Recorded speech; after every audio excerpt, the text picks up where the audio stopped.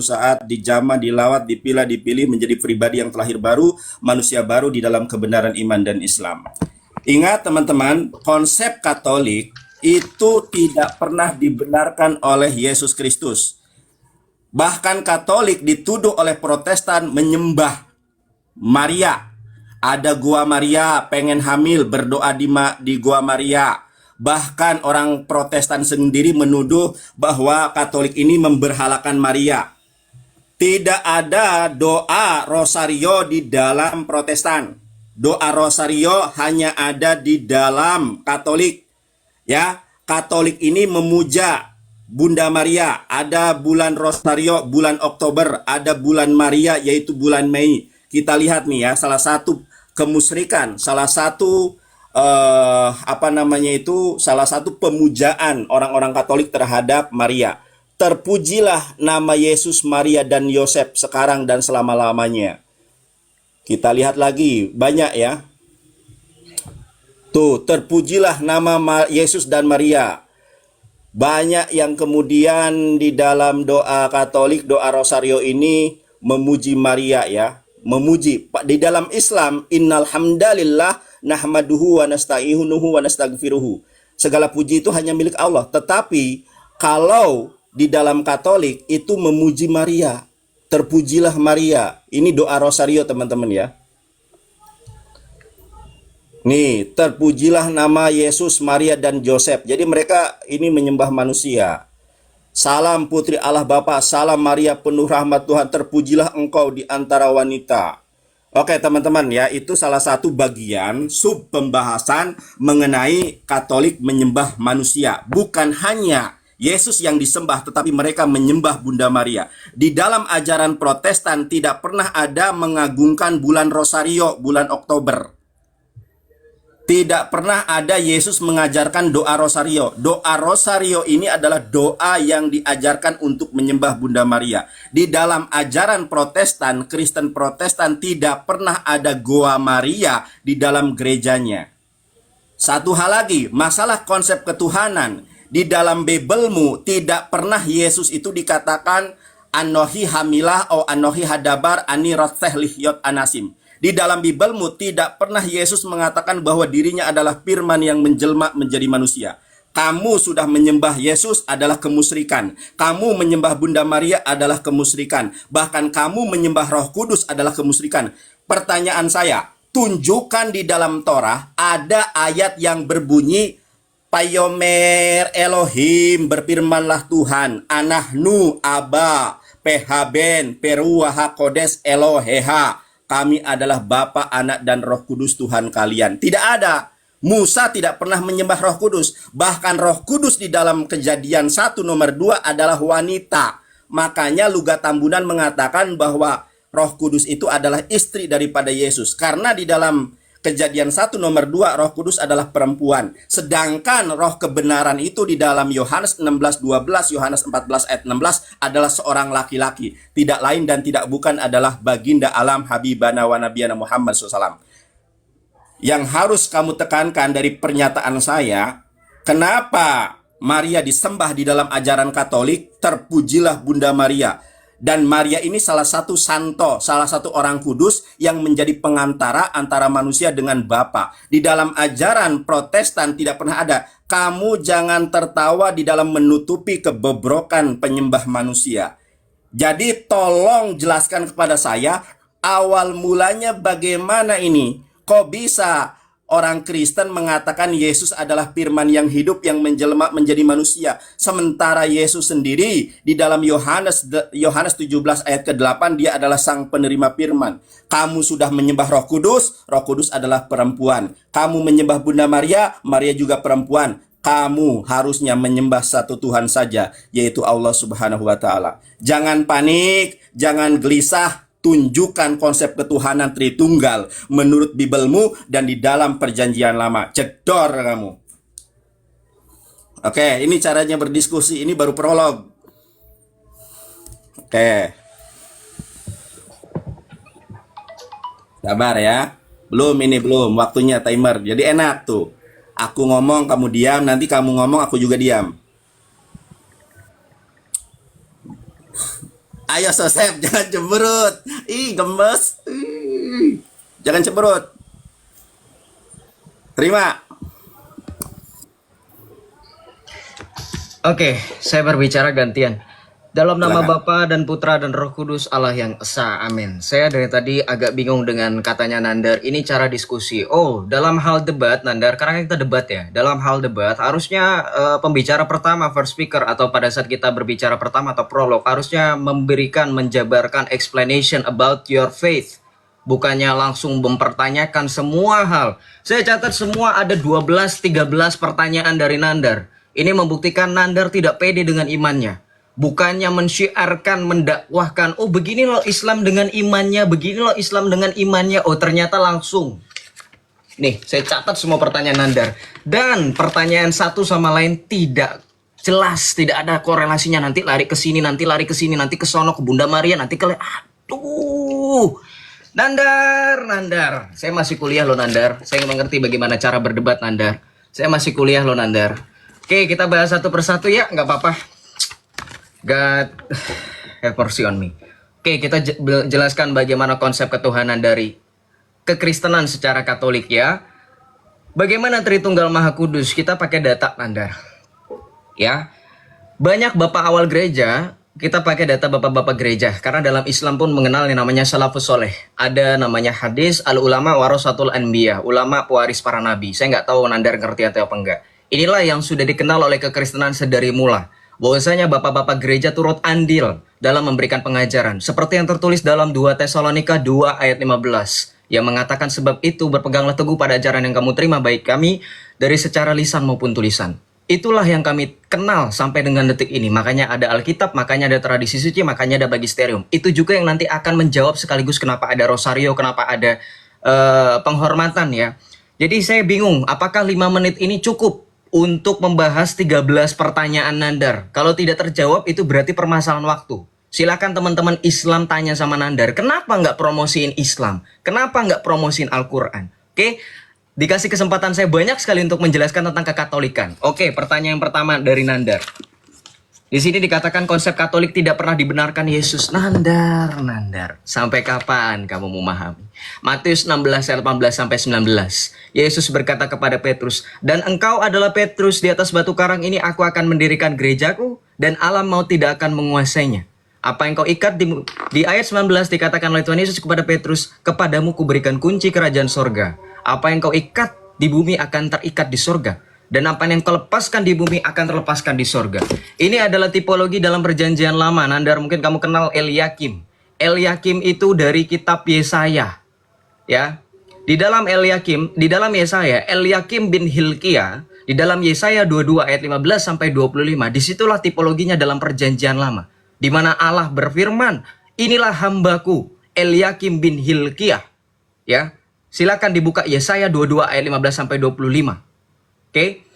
Kemudian berbicara tentang gereja Katolik, sekali lagi tidak dibenarkan oleh Tuhan Yesus. Nandar, Yesus itu mendirikan gereja Katolik.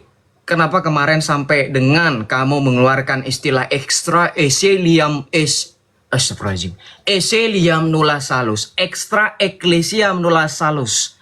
Ya, itulah yang dikeluarkan oleh Santo Cyprianus dari Kartago. Itu salah satu dari bapak gereja. Silakan dibuka tahun berapa Santo Cyprian of Carthage itu ada. Santo Cyprianus dari Kartago mengatakan extra ecclesiam nulla salus. Di luar gereja tidak ada keselamatan. Kenapa? Kenapa ada ini? Ini evangelis. Buka Efesus 1 ayat 20 sampai dengan 22. Di situ dikatakan apa? Sebab Yesus segala sesuatu diserahkan di bawah kakinya. Yesus sebagai kepala gereja dan gereja sebagai tubuhnya. Ketika Yesus mengatakan, "Akulah kebangkitan dan hidup. Akulah jalan kebenaran dan hidup. Tidak seorang pun sampai kepada Bapa kalau tidak melalui aku." Maka Yesus sebagai kepala gereja mencurahkan rahmat dan keselamatan dan kebenaran itu melalui gereja yang didirikannya. Otomatis Rasul Paulus juga menegaskan dalam suratnya kepada jemaat di Efesus 1 ayat 20 sampai dengan 22 bahwa gereja adalah tubuh mistik Yesus. Evangelis. Yang kedua, banyak banget nih 13. Aduh, gue belum siap nanya nanti. Orang Protestan menuduh Katolik menyembah Bunda Maria. Orang Protestan mana? Saya sudah pernah waktu itu di roomnya Kak Ica menampilkan data. Bagaimana orang-orang Protestan, bagaimana pendiri Deformasi gereja Martin Luther sendiri saja masih mengakui Maria adalah Bunda Allah. Tuh kan nggak cukup kan 8 detik kan ini. Naik sekali pertanyaannya. Aduh, nggak cukup ini. Wih. 13 pertanyaan. Aduh. Ya, sabar Joseph. Sabar. Makanya live post ini enak gitu kan.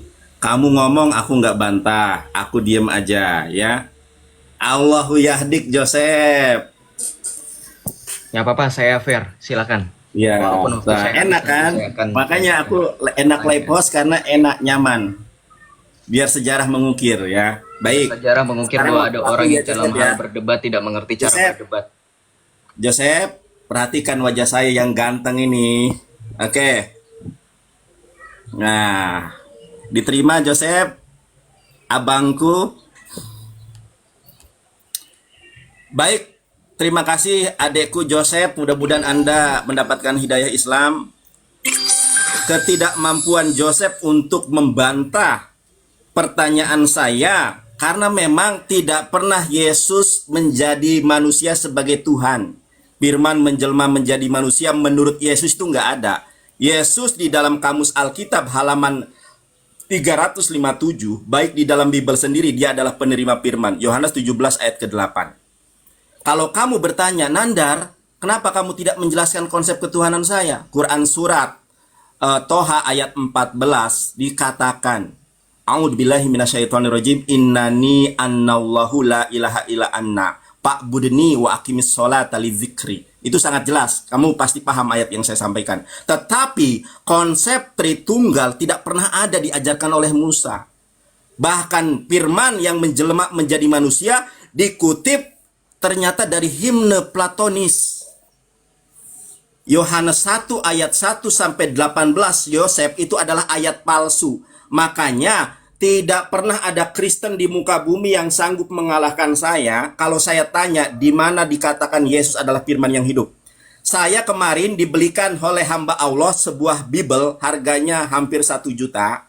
Ya, ini data yang sangat penting bahwa Yohanes 1 nomor 1 sampai 18 adalah mengutip himne, bukan firman Tuhan. Ini dari Katolik datanya, Joseph. Kamu kan Katolik. Nah, Joseph ya, perhatikan ini Joseph. Kita perhatikan ini adalah Holy Bible, New American Bible, ya, the New Catholic translation. Kita lihat di dalam Yohanes 1 ayat ke-1 Joseph. Di sini apa? Ya, ternyata Yohanes 1 ayat 1 sampai 18, ya di sini dikatakan, screenshot Joseph ya. It was probably an early Christian hymn. Ternyata kemungkinan besar ini Yohanes 1 nomor 18, Yohanes 1 sampai 18 ini adalah mengutip himne Platonis, Christian himne. Nih.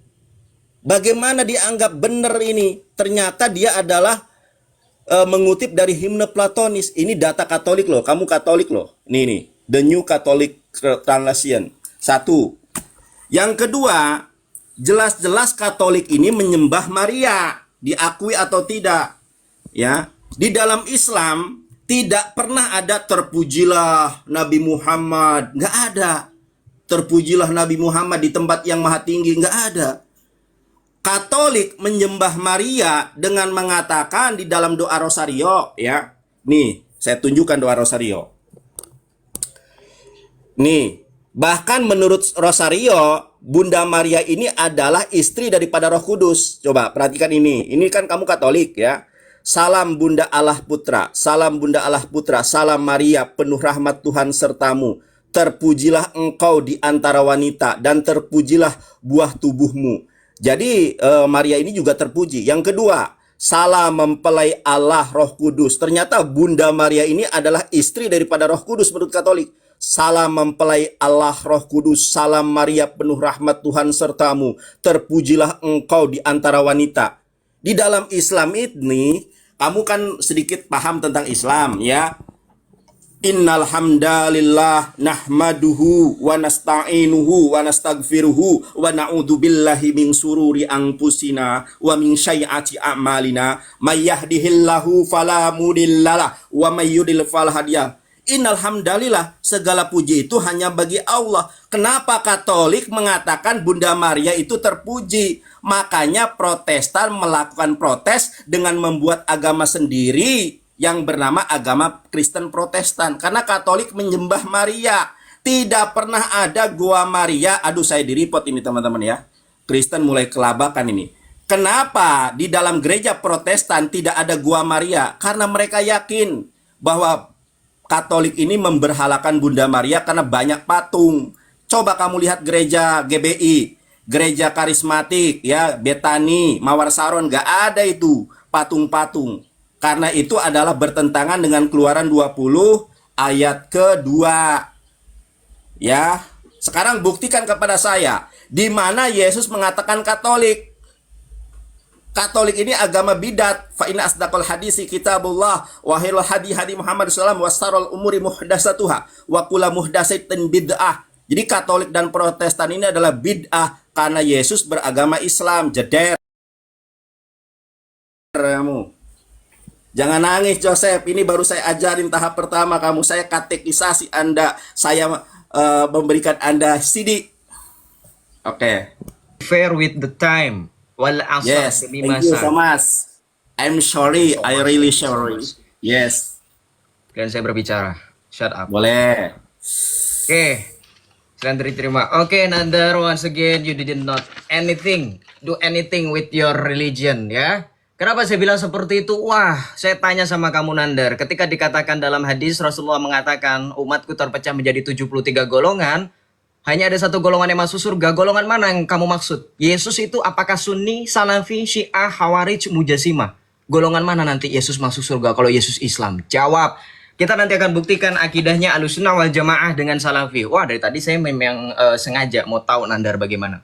Oke, tapi sebelum itu, tadi kan di akhir dia bilang tidak ada gereja karismatik pakai Yesus, patung Yesus, gak ada patung-patung. Hei, saya sudah pernah kasih data waktu itu di Room KICA.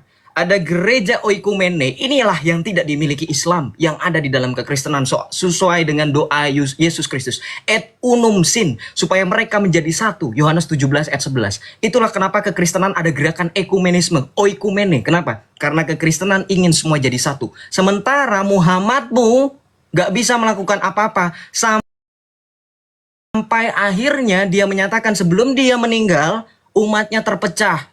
Kau tahu dalam Alkitab yang kau pakai yang disebut dengan roh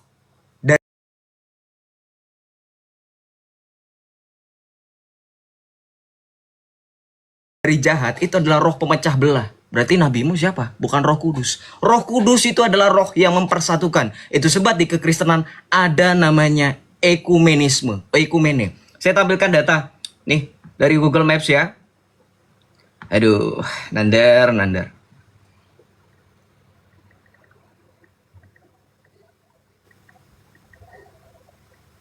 Kita buka gereja Oikumene Bahtera Kasih ya. Bagaimana ini caranya? Aduh, saya kehabisan waktu ini. Ya. Nandar enak ini. Gimana caranya supaya membalikkan layar? Gimana supaya membalikkan layar ini? Saya tidak bisa membalikkan layar ini. Pojok kiri kanan bawah, Joseph, saya kasih tahu. Pojok kiri kanan bawah ada titik 3. Makanya jangan pakai background. Gak bisa ini. Aduh. Saya pakai kalau kamera depan nanti ini. Oh ini, sorry. Sebentar ya. Ini saya kelamaan di waktu. Ini Nandar banyak sekali nih. Gereja Bahtera Kasih Cilandak KKO. Dilihat.